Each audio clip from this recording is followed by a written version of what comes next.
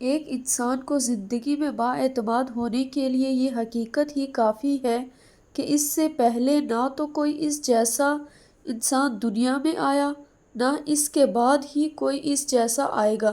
یہ عظیم انفرادیت بہت بڑا نصیب ہے۔ اولاد کو زمانے جدید کے مطابق تعلیم دو تاکہ رزق کما سکیں، اور دین کا علم دو تاکہ وہ برباد نہ ہو جائیں۔ جب تک یہ پتہ نہ ہو آرزو صحیح ہے یا غلط تو اس کا پورا نہ ہونا بری بات نہیں۔ اچھی آرزو انعام ہے چاہے پوری نہ ہو۔ سکون آپ کے علاوہ جگہ کا نام نہیں ہے، اسی جگہ کے اندر خوش ہونے کا نام ہے۔ وہ شخص جو اپنے آپ کو اپنے ماحول سے بلند سمجھتا ہے سکون نہیں پائے گا، اور وہ شخص بھی جو اپنے آپ کو اپنے ماحول سے نیچا سمجھتا ہے وہ بھی سکون نہیں پائے گا۔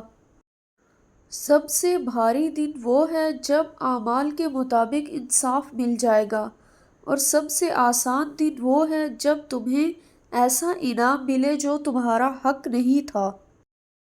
تنکے کو بھی حقیر نہ سمجھو ورنہ وہ تمہاری آنکھ میں پڑ جائے گا۔